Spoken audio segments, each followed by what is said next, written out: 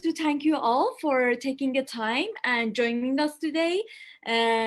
Just to remind you all, we are going to give the priority to the questions that were submitted during the registration. I want to ask everyone to make sure that you are muted during the office hour, and if you have any question or comment, please submit it in the chat box. If we have time today, we will address them today.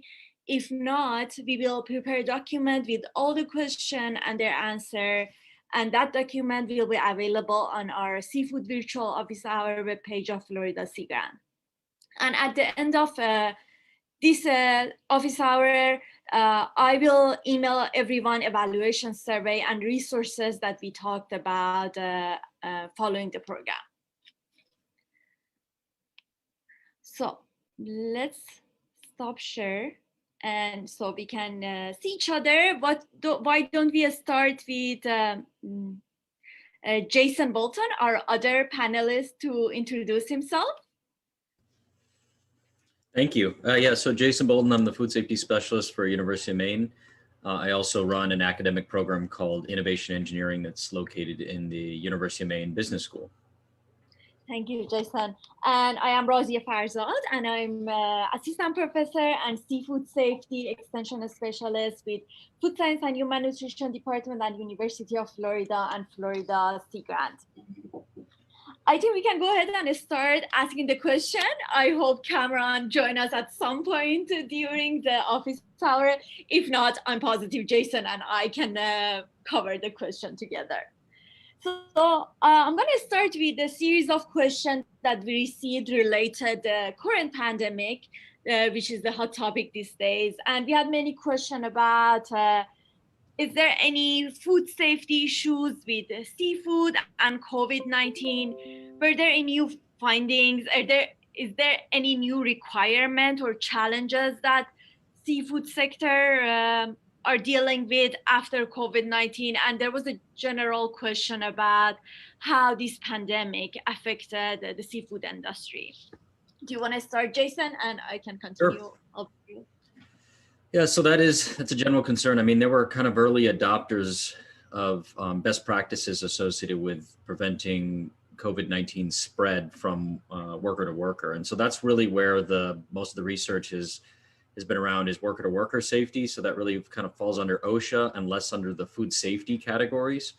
So thus far, the research has not really proven that it can be transmitted via food or even food packaging. There's a few studies out there that don't have a lot of data associated with that concern.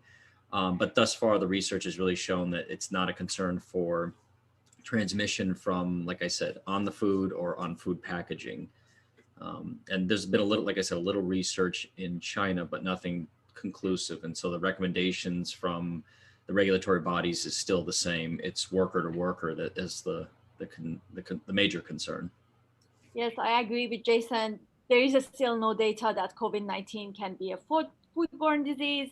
And if you read all the news that comes out of China or other places about finding the virus, SARS-CoV-2 and the virus, I think the language is very important. They are mostly talking about finding it on the product. We don't see it in the product. So that makes a big difference. And just finding a DNA on a food product doesn't mean that by eating that food, you are gonna get sick. So that's something that we should pay attention to. And also, like other part of seafood industry, food industry, COVID affected the way that consumer shop. So many of the sale in the past couple of months was from the frozen seafood section. Although many fisheries had deal with lots of loss because of the increase in the amount of fisheries, and aquaculture industry had deal with lots of challenges in the past couple of months with COVID. The next series of questions that we had was related to seafood hazard. And we had one question that how will Fisma rule affect the seafood hazard program? Yeah, so overall, Fisma, when it comes down to Fisma, it's really been focused on specific areas. So that's those major areas around preventive controls for human foods, animal foods, foreign supplier verification, and so forth, also transportation. But the major way that it affects or has an effect on the seafood industry is really related to 21 CFR 117, so the major rule around preventive controls for human foods, but more importantly, GMPs. So GMPs coming out of 110, now out of 117. The focus is really the updated GMPs, which the seafood rule relies on. And then also the updates within GMPs really lie around worker training. So the responsibility around training, and also not necessarily new, but more precise recommendations around cross contact related to allergens. So those are the major updates kind of associated with that. And the new guide, the updated seafood HACCP guide, that really kind of outlines some of that material in the first part of the beginning chapters of that document. Thank you. And we had a question about what are the regulations that affect the import of seafood into the US? I mean, there's the specific regulation around importing of foods, and not a whole lot has changed from a regulatory point of view with the addition of Fisma for the seafood industry. Other industries have been affected, but the seafood industry has really had pretty strong regulations or precise regulations around importation and when you're an importer and what you have to do. There's a little bit of a difference in the paperwork now, owing to some changes around some specific registration codes and things like that. But other than that, the procedures haven't really changed for the seafood industry. Like I said, other industries that didn't have specific regulations have changed. We had another question similar to that. If Cameron was here, I'm sure he would love to answer that. But the question is, what is an important responsibility for a shelf life stable fish product aside from a foreign supplier verification program responsibility? That was a dried seafood product? Yes, responsibility for a shelf stable fish product. It's not, I mean, when it comes to those type of things, there's no real difference other than it's been prior processed. So there's some changes between prior processed and whole fish versus whole eviscerated fish or head on or head off fish. So not a whole lot is different between a shelf stable product and any of those other products. Thank you. We had an interesting question about what effect will the food traceability proposed rules have on seafood safety? I mean, that's hard to predict. I think some of the things that are going to change around that, and this is only a prediction, I don't have any evidence necessarily, but I think pieces around species identification may increase. I mean, that's a big issue, kind of a trust issue between consumers and the seafood industry, is that are they getting what they think that they're getting or purchasing? So I think maybe an aspect of traceability will increase that transparency and honestly the honesty associated with that, because that is a big problem, that authentic species identification. Thank you. I also sent something in the text message that FDA put together for different parts of food sectors, and about what are the steps that company can follow to make sure that they are in compliance with the traceability rule.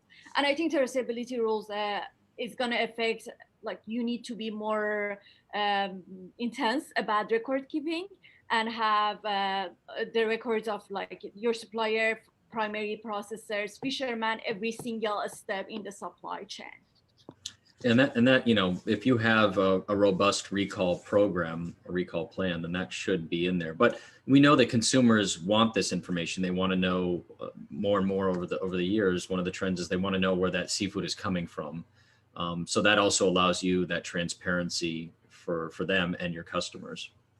That's a very interesting point, Jason, because I think this is a consumer-driven law, basically, because many people are very interested about locally sourced food. They want to make sure that their food is sustainable, and all of these play a big role in rules such as traceability rule by FDA.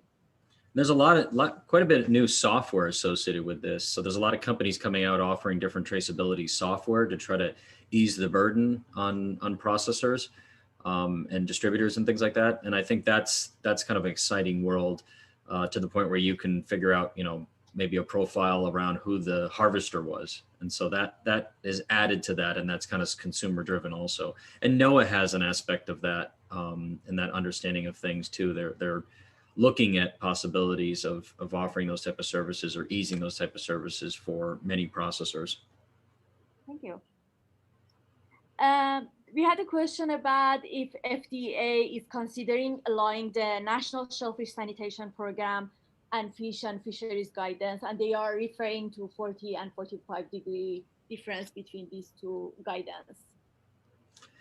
Yeah, that's a good question, and that comes up pretty often. I'm not aware of anything that's going to change. I mean, this has been a common occurrence for quite a long time. And I sit on the Seafood HACCP Alliance as part of the executive board and also a part of the advisory board. And this does come up from time to time, and the NSSP folks are there and talking about that. But I don't think that there's any alignments that's going to occur in the near future. So I think this is just going to kind of be a separate rule. So I would say if you are working with mollusk and shellfish, then you're going to be overlapping between the 21 CFR 123 Seafood HACCP regulation and then also the NSSPs. Thank you. We have one question about if you are using 10K bags, do we need time and temperature indicators during the processing and shipment? So I would first, direct that person and that question to the Seafood HACCP guide, so the Fish and Fisheries Hazard Guide. And in Chapter 13, it does discuss 10K bags. It's really the only section where it does. Typically used for refrigerated products. However, I do know some processors that also utilize those in frozen products. But typically the 10K bags, if they're used appropriately and used to the manufacturer specifications, that can be your barrier plus refrigeration or freezing, according to that guide. TTIs are not necessarily required in addition to 10K bags, but it depends upon what the manufacturer has approved for use. So is it for raw products and or cooked products? And that might make the difference. Thank you. I just posted the Fish and Fisheries Hazard Guide in the chat, and I wanted to mention many of the answers to the question that you asked can be easily found in the guide. So guide is your friend. Make sure that you have it as reference, and you can have access to PDF that I send you, or if you need, you can buy it from Florida Sea Grant website as paper. I prepared the PDF. It's easier for me to use it. Yeah, and make sure you pay attention to the specific latest updated chapters, specifically some of the chapters around, for example, labeling, which are a much clearer presentation of labeling. And so those updates are really important. Even though I'm looking at the newest guide, it does say 4th edition, April 2011. When you flip the guide open, you'll see that it is an updated version. Yes, the online version says March 2020, so that's good. But if you buy the hard copy, it's April 2011. So thank you, Jason. We had a question about if you are a food storage or distributor and you are considered a secondary processor, are you going to be responsible to ensure parasite control in your HACCP plan? So that's a tough one to answer, only because it depends upon the fish and a lot of other things. It depends upon the kind of supply overall, but typically a secondary processor wouldn't control parasites. It'd be that primary processor. But there's quite a few different variables that might affect that decision. But in most cases, it's going to be that primary processor that's controlling that. Thank you. And you can find lots of information about parasite in Chapter 5 of the Hazard Guide. And that's also, that's a question that also it's a conversation. Regardless of it, it's a conversation between primary and secondary supplier that should occur, and you should be looking for documentation of whether that control did occur or not. Yes, that's what I suggest, to make sure that you have the documentation from primary processor that the fish has been frozen if parasite is one of the hazards that you need to control. Yeah. And that's not technically a seafood HACCP requirement in some cases, but it still is best practice. Thank you. We have a question about, do you need to be seafood HACCP certified if your facility do not run on raw seafood items? So well, I've been working with FDA, and FDA is very kind of vocal about this lately, especially with the Fisma updates. When you go through a training course, like a HACCP training course, whether it be seafood or meat and poultry or the preventive controls for human foods or any of those rules, there's nothing around that actually says that you're certified. You've gone to the training, you've received the certificate, so you have the certificate of completion. So FDA actually prefers that generally we don't say that you're seafood HACCP certified. But yes, the training requirement or the requirement for HACCP training from an approved training, I should say, is a requirement for anybody that's essentially warehousing and processing of seafood, regardless of raw or cooked. There are specific exclusions around harvesting. So harvesters typically don't have to follow the seafood HACCP guidance document or regulations, and a few others. Thank you. We have a question that if you're going to use fish base in a fish broth finished product, would this need to be considered under the seafood code? Yeah, so the seafood regulation 21 CFR 123 would require a product like that to have a HACCP plan developed. And so that at least of the completion of a hazard analysis and then the actual HACCP plan if CCPs have been identified. That is, so the seafood HACCP regulation does not spell out a specific percentage like meat and poultry, the meat and poultry regulation, where it's 2 and 3% depending upon cooked or raw. It relies on characterizing ingredient being fish or fish product. So in that case, it having a fish base and then going into a fish broth or stock would be a characterizing ingredient. An example of a product that would not be a characterizing ingredient would be Worcestershire sauce, where anchovies are typically used, not a characterizing ingredient. But you also can't be, as I say in my trainings, you can't be clever and it's a lobster pot pie and you just call it a pot pie to try to get out. You'll still count in the regulation. It's a characterizing ingredient in the ingredient statement. So you can't be clever around the name and think you're going to get out of the regulation. But that cannot be addressed by name. Yeah, exactly. And the big thing around that is there is no percentage associated with it. Thank you. There is one question about what should auditors look for on site and in records when auditing seafood suppliers for food or pet food industry. I can start by just saying we just mentioned Gold Book. Make sure that you know everything about this book, and Jason, you can follow up if you want. Yeah, I mean, I would second that 100%. Understanding of the seafood HACCP guidance and the rules associated with it are going to be paramount. And most auditors of any type, whether third-party auditors associated with GFSI standards or anything like that, are going to obviously pay attention to sanitation and SSOPs and records and things like that. But specifically related to seafood, I would say you reading through and understanding how to at least utilize the guide during an audit would be really key, especially when you're looking at their HACCP plan documentation. So I would say that that's probably your best bet there. Thank you. Will we see updates to hazards guides in 2021? There theoretically is going to be something associated with some aquaculture drugs and stuff like that. I mean, there are tiny little updates that occur, but not a major overhaul. Basically, the model going forward, which is why it's now in a 3-ring binder, is that the individual chapters might have small updates. And whether it be updates around language or updates based on regulatory changes, you would keep the same book basically, and then you could download the individual chapters or pages that they might update, or it might be even an errata sheet like they did, I think it was back in 2012 or 13. So I don't think anything major is prepared, although we typically discuss those type of things at the Seafood HACCP Alliance meetings, which take place, the major meetings take place multiple times a year, but the big one is usually in September. Thank you. And I also suggest to subscribe to FDA. I will send the link to you. So any update that can happen, you will receive an email about that. There was one other question about kind of related to seafood HACCP, that do you foresee additional fish being added to the histamine-forming fish list?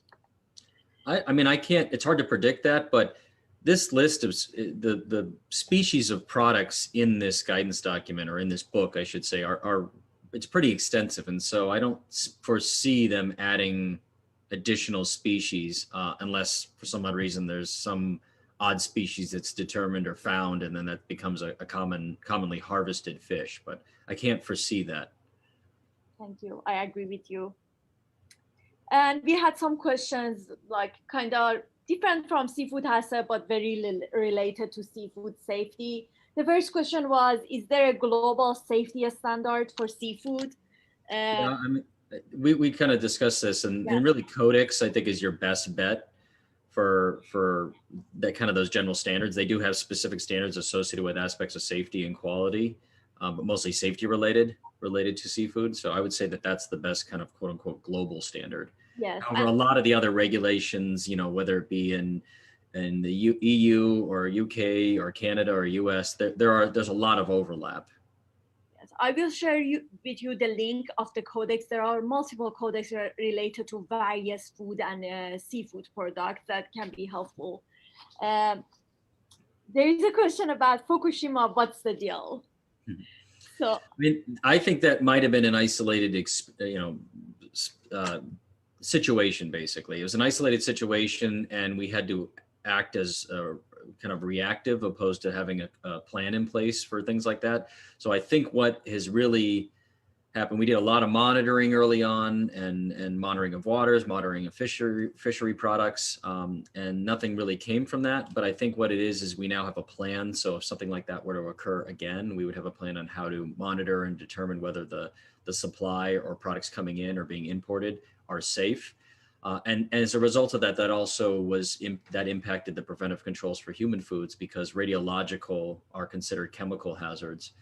So if you have any reason that a radiological hazard could exist, you then have to figure out a way to control that.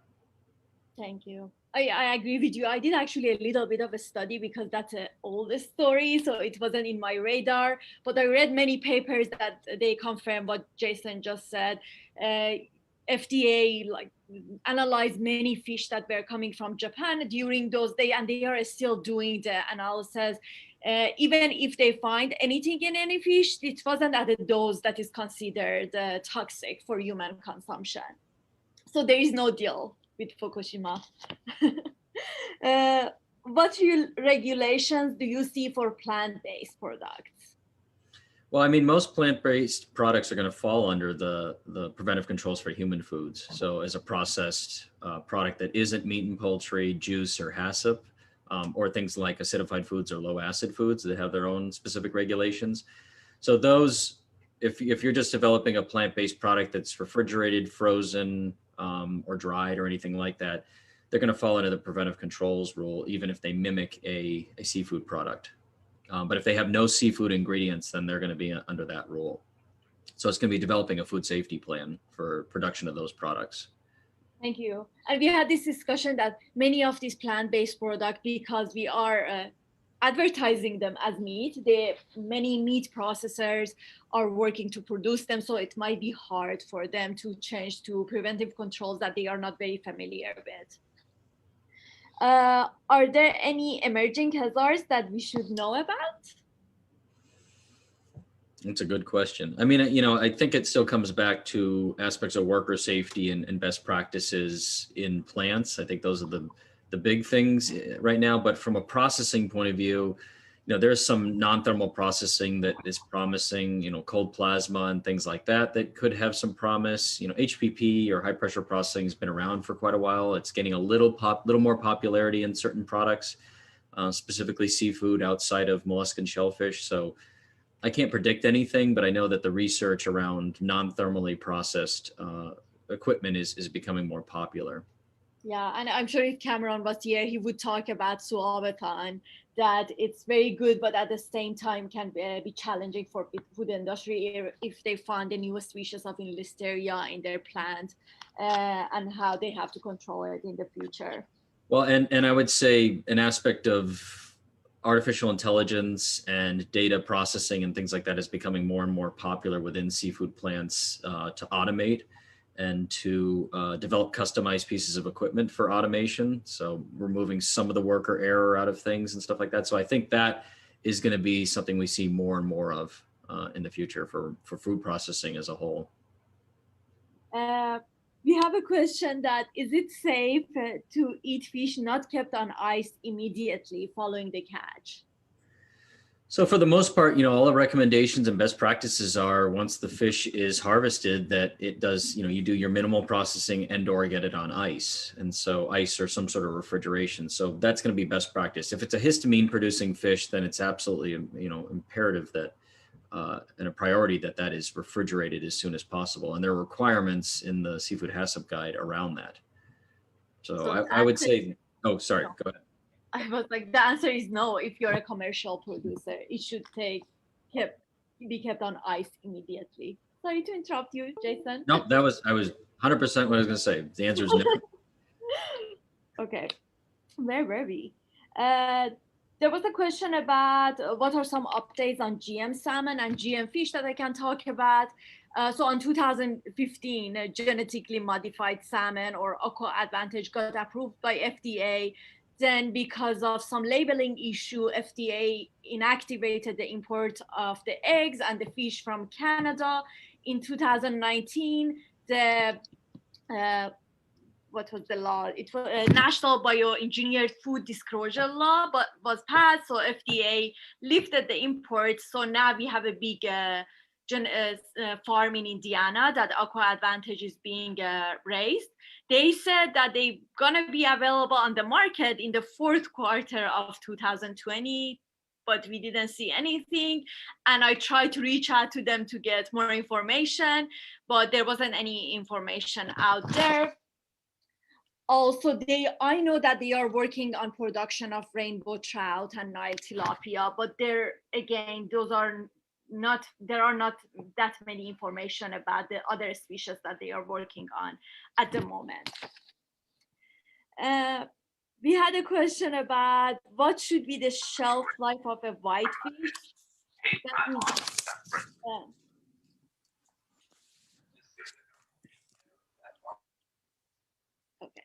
Okay, the shelf life of a whitefish? Shelf life of a whitefish that is sold fresh but previously frozen. What are the factors taken into account? Okay. Oh, I just see that Cameron showed up, but he's labeled as Jason Bolton. Yeah, I apologize to everyone. The timing was, I had a conflict that I didn't realize. I really apologize, but I'm here now. Okay. We are happy to have you here. Do you want to go ahead and introduce yourself, and then I'm going to continue and read the questions. Okay, I'm really sorry about this. Yes, I'm Cameron Prince. I'm the Vice President of Regulatory Affairs with a food safety consulting company known as the Atchison Group. We operate in US and Canada and also globally, Latin America and some in Asia. We specialize in advising companies on a number of food safety topics, particularly food manufacturers and quick service restaurants. So thank you. And I was Director of Fish and Seafood for the Canadian Food Inspection Agency for quite a few years. So that's my fish background. Thank you, Cameron. We just went through a question about emerging hazards. And I remember that when we had our discussion, you talked about Suaviton. I wonder if you want to elaborate a little more, and then we are going to continue with the list of questions.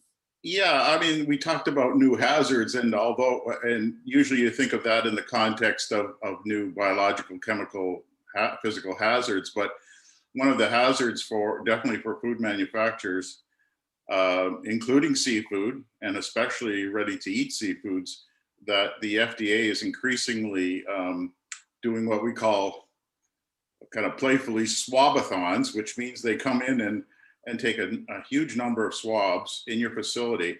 And now with whole genome sequencing, they can type those, any findings to a whole library of types that they hold with CDC. And so that means if there is a foodborne illness outbreak that has a type associated with it, and it's linked to what they find in your plant, that will lead to further action by FDA. So the technology is making it perhaps a more rigorous environment for food manufacturers. Thank you. So we are at the question about what should be the shelf life of a whitefish that is sold fresh but previously frozen. What are the factors taken into account? Well, there's no easy answer as a quantifiable answer, but I think the major variables associated with that are the way the fish is handled. So a lot of that is around temperature control. And so, kind of even going back to that question about a raw fish that was caught and then so forth and so on. I think it's really important to keep that fish, get it cold as fast as possible and keep it cold the entire cold chain. And then aspects of sanitation as it's handled and so forth obviously weigh into the shelf life. Thank you. So if you, although shelf life has different aspects, is like microbiological, chemical, and sensory. So if you want to actually like measure the shelf life of something, something might not make you sick, but it might not good sensory evaluation. So I would say the answer to this question is you need to set up a big research plan to study what is the shelf life of that fish. Yeah. There's another question about if you defrosted a smoked fish item after its printed expiration date, how do you know if it's good? Well, I could start off Yeah. and add it. I mean, this is not a scenario that we would recommend to do at all, particularly in a commercial or retail context. It's risky because you just don't know what the history is. You don't know what pathogens might have developed. So we would really recommend, I think, to avoid that kind of practice. Yeah, I would fully agree with that. Me too. We have a question about which wasn't very clear to us, but the question was new intervention studies. So what do you think about the question? Intervention, I think it's tough. If I was going to define that as something along the lines of it's applied to the product or technology it's applied or something along those lines, then going off of that, I think there's not a whole lot other than going back to the conversation around non-thermal processing and things like that. So some of those new technologies or the possibility of application of different, chemical sanitizers to surfaces, if that's the kind of direction of the question around intervention. Thank you. So I know there's been some, not necessarily new work, but some new interest in things like ozone and chlorine dioxide and those type of kind of intervention chemicals. Thank you. There's a question about what parameters are acceptable for selling fresh tuna for sushi customers to be complied with FDA. Well, we do know that I think this question is directed at the use of tuna in sushi and the hazard associated with parasites. We know that it's not only recommended, but it's required for almost all finfish species to be frozen prior to use as sushi or sashimi. There are some exceptions for some species of tuna handled in certain ways. So those have to be carefully controlled. So Jason, I don't know if you want to add anything to that. Yeah, I mean, I think that's the big thing is that understanding of the hazards associated with, let's say, tuna and then these specific species. So that's the big thing. Some species might have a parasite concern, may not.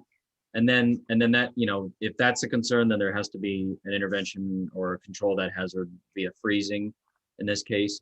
And then that piece around it being a histamine forming fish, it's all about temperature control. So throughout the entire chain of handling that product.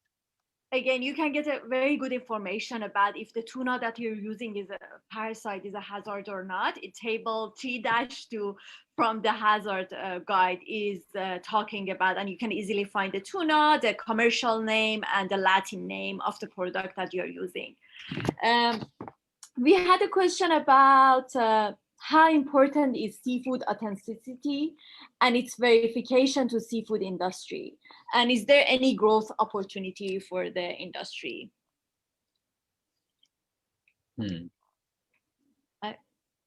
I can go ahead and get us started. Yeah, you get us started. I think authenticity is again issue that starts from consumer. It goes back to traceability as well, and it's a very complex, wide issue to talk about in one lesson. But it's very consumer driven because we are advertising seafood as an alternative, nutritious to red meat. So price playing a big role because they are trying to sell some low value species as high value species, and lots of other factors because this seafood is the biggest food commodity that is being traded. There are not a clear trade around the world on decentralized trade. All of these affect the authenticity of seafood. But I think the main area to grow for seafood industry is developing methods to actually identify this species fast. And we can use molecular technique or proteomic techniques to build sensor basically to evaluate the authenticity of seafood products. That's what I would agree. I mean, the big thing is that if they can come up with something rapid opposed to something that requires that amount of time to figure it out right there, I think that's going to be a goal of the future, and I think that will occur eventually. Yeah, this has been an issue for a long, long time, and the good news is that we've seen tremendous improvement. The compliance rates are still poor in many marketplaces, but I think the effort and the technology is catching up to this issue, and eventually we're going to see better compliance in the future. And as Jason said, the rapid testing, on-site testing is really going to help that. And more enforcement would help too, definitely. That may be an area that regulators need to look at this as a serious issue. Yeah. Go ahead. No, you go ahead. I wanted to jump into the second. Well, and one quick thing just related to that, the issue is when you look at even species identification and whether you're eating, let's say as a consumer, consuming a product that's authentic and what it is, varies across the country. And some of that is because it sometimes is regulated by a particular municipality or state regulation or regulators and things like that. So creating a uniform system across the country where you know what you're getting across the country, I think is going to be key. And the world, I think that's going to be one of the big things because so much comes from different places. I agree with you. The labeling law in United States and around the world is very different, and that makes the issue complicated. And many small fisheries get mixed together, and fish species that are similar together, and it's hard for them to actually distinguish them. So they are all labeled as the same species. Yeah. We had a question about seafood fraud as well, which is, I think, the follow-up to what we just talked about. What do you think about seafood fraud? Is this a big issue in the industry right now? How it affects the seafood safety? Well, I mean, if you look at or define fraud along those lines of, maliciously lying to the customer about what a product is when it isn't that, and if you specifically are focused on, species misidentification or identification in general, then I would say that the major issues with that, in addition to trust issues that you're now developing with consumers, is also possibility for allergens. So even though there are generally not a whole lot of requirements around finfish to finfish identification, that's not necessarily a big issue. You still might have people that are allergic to salmon that aren't allergic to whitefish, or allergic to some whitefish specifically. So there's still those specific folks out there, and I think that's still a big issue associated with that. Yeah, and in addition to that, it doesn't happen very often, but when it does, it's serious. There are species of fish that a small segment of the population are very allergic to, like escalar. And also, so if that's mislabeled, then obviously that's going to be a serious problem for some people. And also, fish species have different parasite profiles, and you really don't know what you can't have confidence in what you're getting if you don't know the species and the potential parasite risk. So people tend to dismiss it as a consumer fraud issue, but it may have also food safety significance as well. Thank you.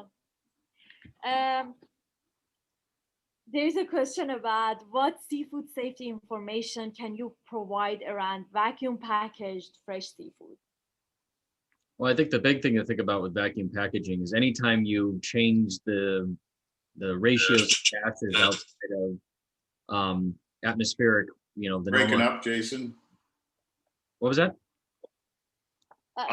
For a minute there, I couldn't hear you. Maybe it's just me. I don't know. So yeah, I guess going back just to make sure everyone heard me, whenever you change, and so you get into that ROP environment or the reduced oxygen package environment, and you change the ratio of gases that are normally there in atmospheric air, then you run that risk of Clostridium botulinum. And because we're talking about seafood and marine soils, we're concerned about proteolytic and non-proteolytic. So proteolytic not being as much of a concern because you can typically just handle that with refrigeration. In seafood, we have to maintain not only that colder temperature of 38 Fahrenheit or below, but also have that second hurdle in place, whether it be 10K bags or TTIs or salt and smoke combination and things like that. So because there's those extra hurdles there in a raw product, you're going to have still a secondary hurdle or barrier in order to prevent that from being an issue. Thank you. There was another question about seafood safety impact in frozen seafood. For frozen seafood? Yes. I mean, a lot of that is, the regulation requires it has to be labeled as keep frozen. And so that's one of the big things that you'll have to know is that labeling around the product has to be kept frozen and thaw under refrigeration, before immediate use. So that language that's specifically in the guidance. Thank you. Yeah, that's really important. And sometimes you don't see that labeling, and companies are well, maybe I would say often, but you do see this fairly frequently that they're remiss in adding that labeling. So it is very important. Thank you. There was a question about how to inform consumer when manufacturers don't label the fish fillet removed from the package prior to thawing on individual, basically ROP fish package. Well, there's no regulation around that. There's no requirement in the States to do that. I mean, you're required to label, if it's a case pack product, you have multiple packages inside that one case pack, you have to label the case pack. So unfortunately, there's no requirement to label each individual package. In addition, there's no requirement to state that you have to state on it that it has to be removed from the package, or you have to break the seal or anything like that prior to. Thank you. And I think there are many good information about this on chapter 13, because when you're using, for you to understand more the regulation and laws. We also had some question about sustainability of seafood, which is not directly related to safety, but I think sustainability and seafood safety are two parallel topics, especially when we are talking about growing human population and fish or seafood in general, because of a specific characteristic that it has. It's more environmental friendly, it's more nutritious. It's very important. It's a very important topic going on right now. How we can address that, I think we need more than 1 hour office hour to talk about it, because all the changes that environment is happening is affecting the sustainability and also seafood safety. And a good example of that, at least in Florida, is all this algal bloom that we have and the effect that it has in the quality and safety of the seafood, especially people who are just fish to feed their family has. So there are lots of information that we need to gather. I'm organizing a office hour around the topic of sustainability, resilience, and circular seafood system, which is my passion. And we can address this question in detail in that office hour. We had also another question about aquaculture and aquaponic production system, and if there is any exemption for them if they are producing seafood. And the answer that I have, and I think Jason agreed with me, if you are processing seafood in any ways, you have to comply with the seafood hazard regulation and other regulations that processor with other size comply. Do you have anything else to add to that?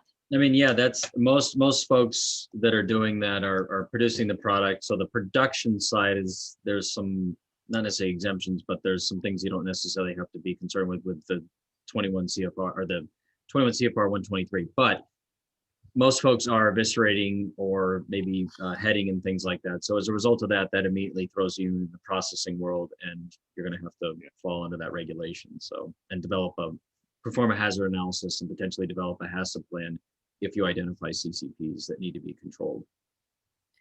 Thank you. And with that, I think we went through all the questions that we had for this office hour. I have a survey, and I appreciate if you guys, let me see if I can send the survey in the chat, but I'm going to email it to you after as well.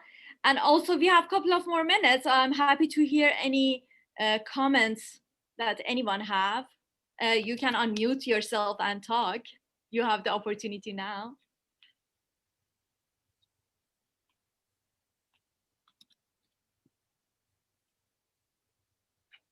Okay.